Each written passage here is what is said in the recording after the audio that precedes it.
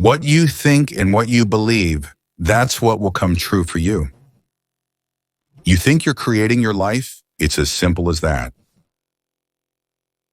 And when we can achieve that, we can make huge changes.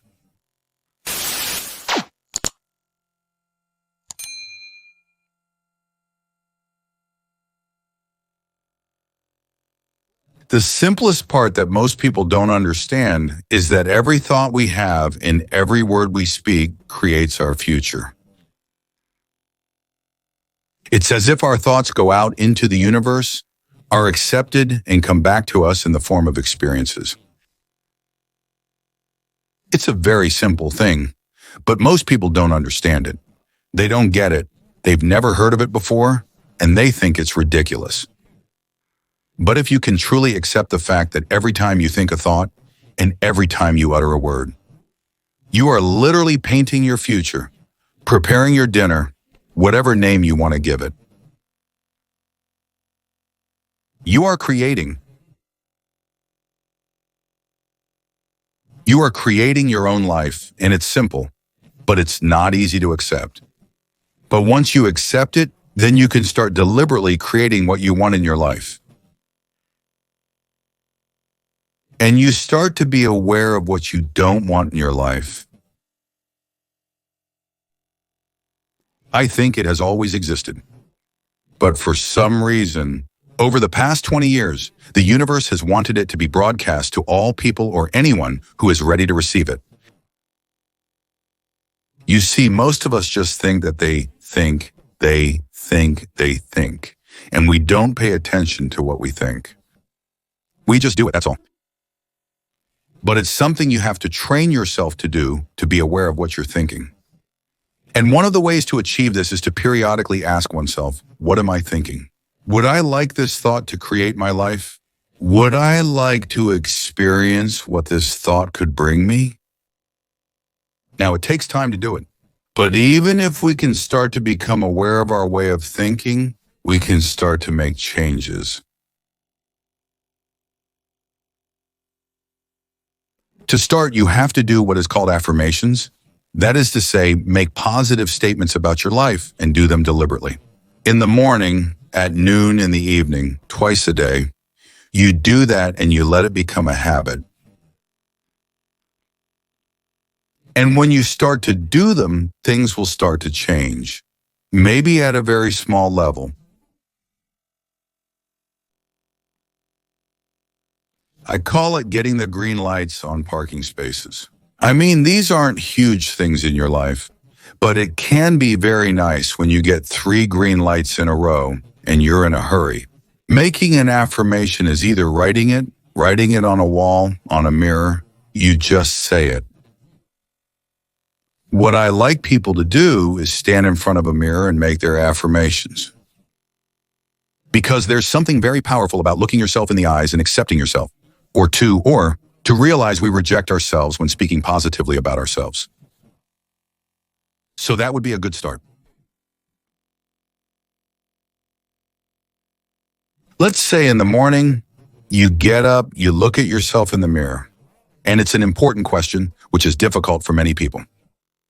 But you look at yourself in the mirror and you say to yourself, I love you. I really, really love you. And to start, that can be hard for people because they think about all the things that are wrong with them. But if you can start your day by saying that, it's very powerful.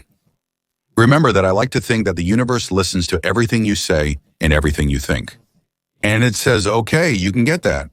So it starts to bring you and bring things into you. And I know it sounds far-fetched, but it's amazing how it works. If you make a good, positive, general statement for yourself, the universe will find out how to take advantage of it, how to bring it into your life. So things can happen that we don't expect at all. But they will happen if you think that making your positive affirmations is like planting a seed in the ground.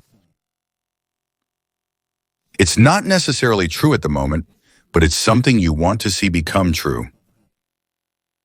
So you put the seed in and you expect it to grow.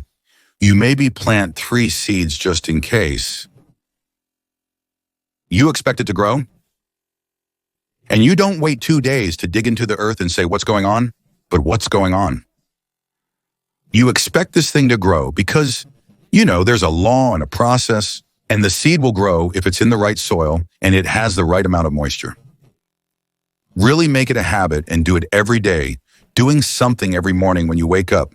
It's really a good time. Another good time is when you fall asleep at night. And gratitude works a lot if you are simply thankful for everything.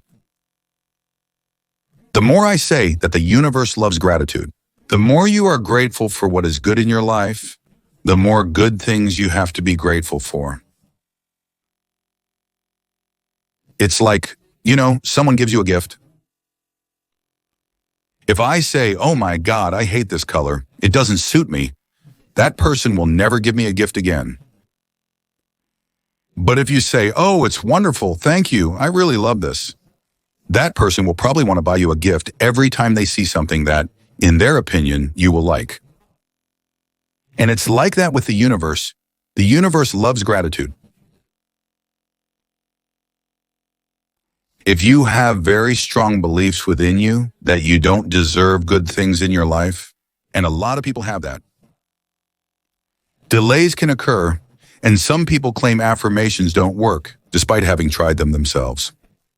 But when they do, for example, prosperity affirmations, they say, it doesn't work, nothing is happening. And I say, well, okay, how many prosperity affirmations have you done in a day? And they'll say probably 3. And I say, okay, and how many poverty affirmations have you made that day? And that could be 300, depending on where you're coming from and what's going through your head. One of my thoughts on life is that only good lies ahead of me, and I've been saying this for many years. So it doesn't really matter to me what happens in life because I know it will be good.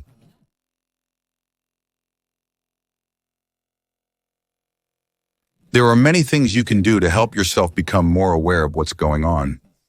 And because many of our belief systems are really unconscious or subconscious, we are not aware of them. They're just things we're raised in. And I always say a very good exercise is to take a large sheet of paper and write on it. To say what I think of men, then on another, what I think of women, what I think of money. What do you think of any subject you can think of? And just write down all the things that come out of your thoughts, whether they sound good or not.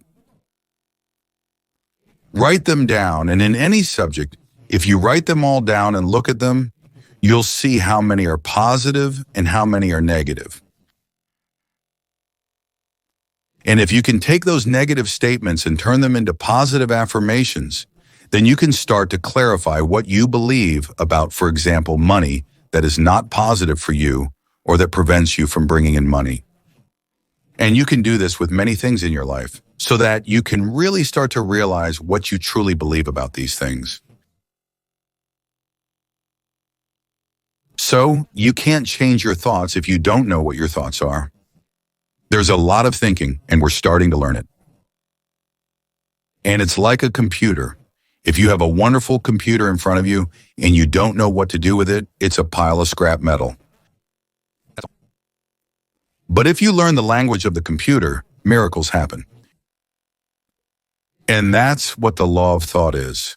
When you learn how it works, miracles happen. What you think and what you believe, that's what will come true for you. You think create your life. It's as simple as that. And when we can achieve that, we can make huge changes. I think it really starts with the realization that you don't love yourself, that most people don't love themselves. Most people think they are not good enough. They didn't do that correctly, they won't do it correctly, they will never be enough, and they are definitely not lovable. And when we come from that space, it's very hard to create things for ourselves that are really good. At first, when I was working with people, I used to solve this or that problem. And you had this health problem, and we were working on that. One day, I surprisingly discovered that helping people learn to love and accept themselves as they are. We no longer needed to skirt around the problems because it was almost like a miracle. Everything seemed to fall apart.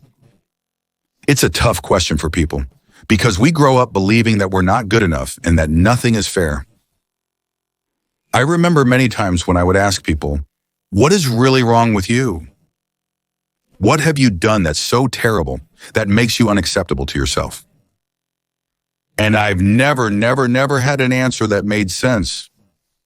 You know, he might say something like, "I'm too fat," something like that. When we talk about loving oneself, a lot of people think it's vanity, but that's not the case. It has nothing to do with that. It's narcissistic. But truly caring about you and recognizing that you are an important being, it's almost like in the Bible. You recognize that you are a child of God, that therefore you are perfect. But even if you're not a biblical person, if you can recognize that you are a being who has personal worth, if you can truly recognize your own value, then you start to treat yourself differently. And I think that's what's so important about loving oneself. It's that we stop blaming ourselves. We stop hurting ourselves. You stop saying how horrible you are and saying things like, "I'm really stupid." And you start treating yourself with some respect.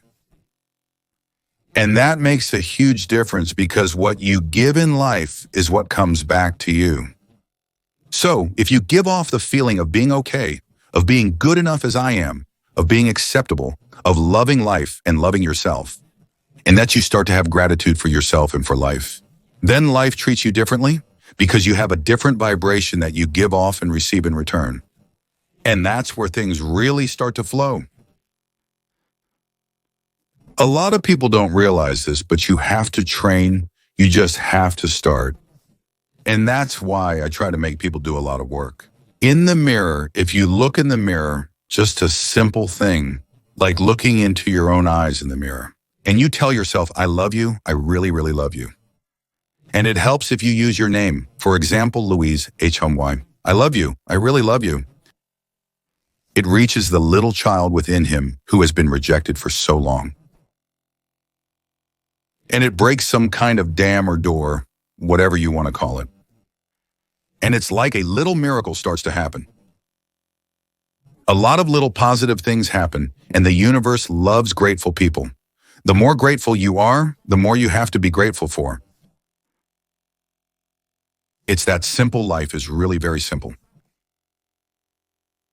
We make things extremely complicated by nature, but it doesn't have to be. Everyone is on a journey from our birth until our departure. But when we embark on a spiritual journey, it seems to be more conscious. And we started making conscious choices in life. Instead of getting up in the morning, doing our business, and going to bed, we started making conscious choices of our thoughts and actions. And even the food we eat and things like that. And it's putting one foot on the path, one step at a time. And some of us can take very sneaky trips and take lots of little detours without going very far. Really, and some of us are just very conscientious about it and take one step at a time and get closer to their voice. I think enlightenment is about letting go of all the things we believe in that don't benefit us, that don't help us in life or that obstruct our life, to the good things in life. And to let them go one by one, telling ourselves, "I don't have to believe in it anymore." And make a conscious choice when we can understand that everything we believe was a choice. And it can be true or not. It can be true for you and not for you, because it's your belief system. We all have our own belief system. I have my belief system. I say a lot of things that can be true for you. That's not true for me. I may not say it out loud, but people do things or say things. And I often tell myself that. And also, it has nothing to do with me. Everything that happens has nothing to do with me. Because I am under the law of my own conscience, it's my path, and you have your own path. You have yours. Everyone does it. So we are all on a journey. And I think the more mindful we are about this and the more conscious choices we make, the better our journey is. Easier or faster, where we get more gifts, where we have better health, all of that. When I first started working with people, I paid very close attention to what they were saying. It became a habit for me, and I still do it.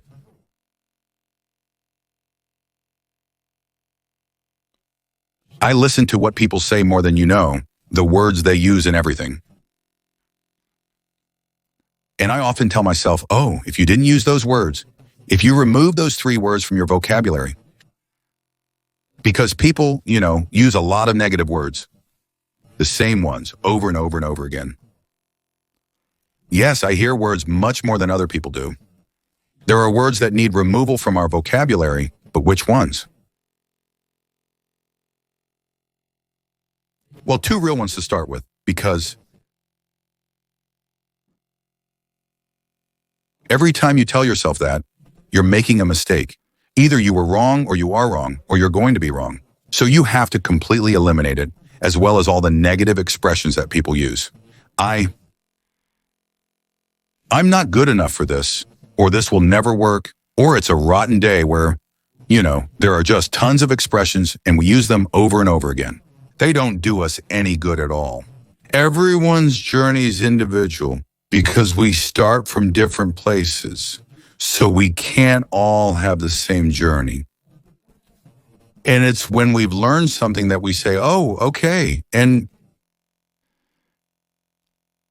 if we put into practice what we've learned, we'll take a new step and move forward. It's the journey of a lifetime, and we will never stop learning. 2, my age, I'm still learning, even if the lessons are easier now than they were before. When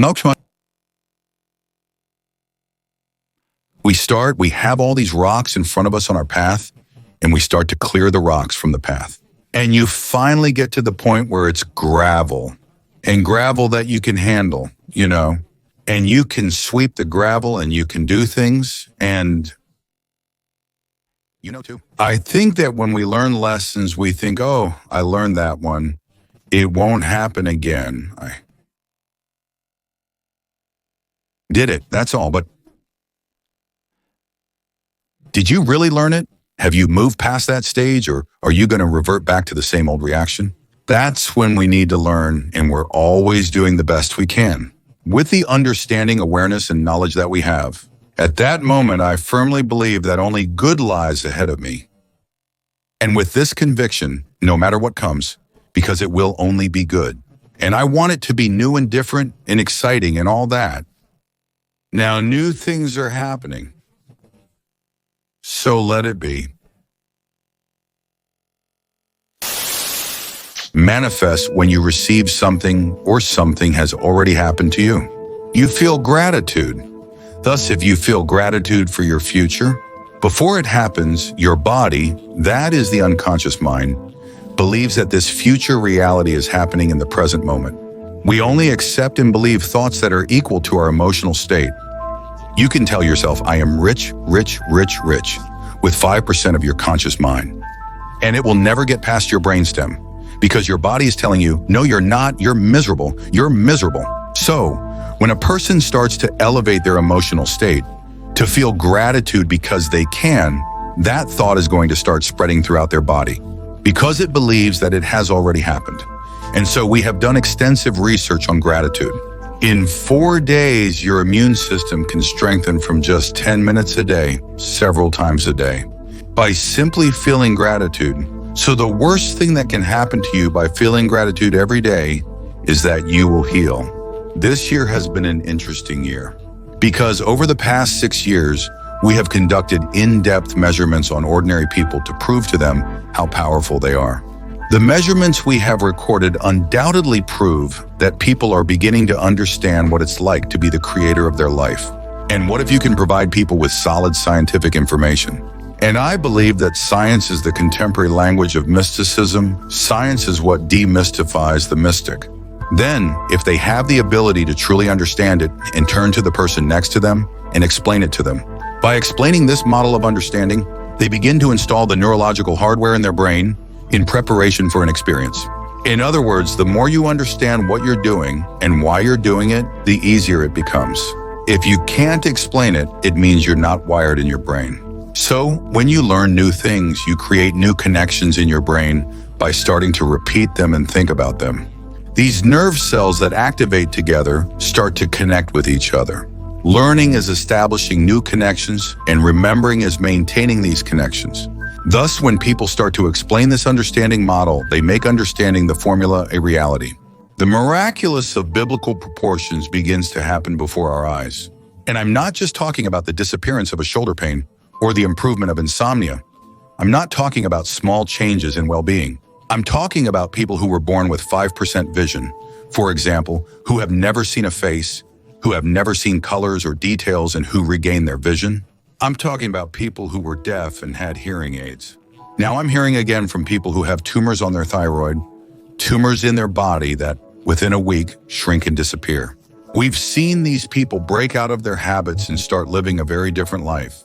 When you teach people to connect to the energy of the future dream and to be defined by a vision of the future, instead of memories from the past, to believe in their future more than they believe in their past, to fall in love with their future more than they fall in love with their past, and to be able to combine this clear intention of that future and start feeling the emotions of that future.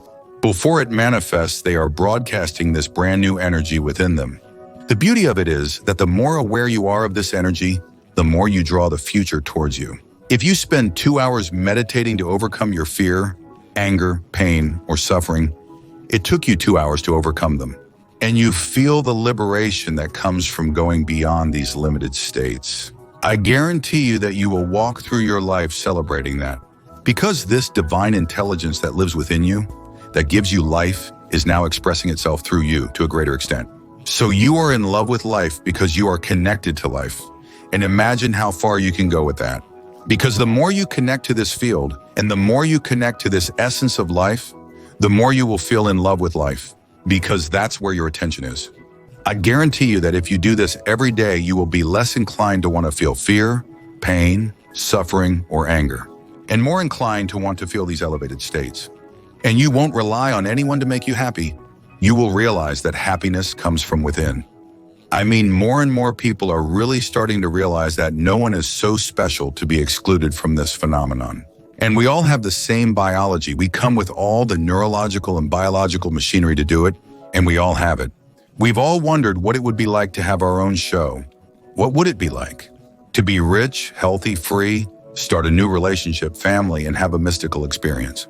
And the moment we ask ourselves this question, we activate the creative center of our brain, the frontal lobe. It's the boss, it's the chief executive officer, it's the conductor of the symphony, and it has connections with the entire brain. And one thing it wants to do is answer the question. So what does it do? It looks at the landscape of the brain, what is stored in there, the things we have learned intellectually and the things we have experienced that are related to the question, and it starts to activate its circuits. The frontal lobe calls them, and its circuits start to activate in tandem. And when it starts to resonate and light up in tandem, we have an image in our mind that is called intention. We have understood that we select a new potential in the quantum field. Now, the passionate person who is fully committed to looking at this future, to observing this future, has the thought in their mind, who literally becomes the experience. The end product of an experience is called an emotion. And all of a sudden, the person starts to feel the emotion of the event before it manifests. And now how you think and how you feel creates your state of being. So in a sense, they are changing their state of being. Now the stronger the emotion they feel, the more they are altered inside them, the more they will pay attention to the image in their mind. Now they are creating a long-term memory. In other words, they are remembering their future. You can't do this once, then get up and expect your bank account to be filled. That's not how it works. You must be able to maintain this altered state of mind and body, regardless of all conditions of your external environment. Regardless of the emotions or habits, wired attitudes that are subconscious programs stored in the body, and regardless of time. And if you manage to do this, you will start to see these unusual events happening in your life. So when a person is able to support or maintain this change of state of mind and being, that's when the fun things start to happen. Because you start to have these synchronicities, these coincidences, these opportunities, these unknowns, these things that fall out of nowhere. Because you are connected to this field of information, and not only are you connected to it, but you also start to influence it. Thus, more and more people are now creating, and fewer people know this state of victimhood. So, if you are a victim, you would say, for example, I am angry because of the traffic jams. So I would tell you, you mean your external world controls your way of thinking, feeling. A circumstance, a person, something in your external world actually controls your feelings and thoughts. That means you are a victim of these circumstances. But when you change your way of thinking and feeling, and it starts to produce effects in your external world, you begin to realize that you are the creator of your life.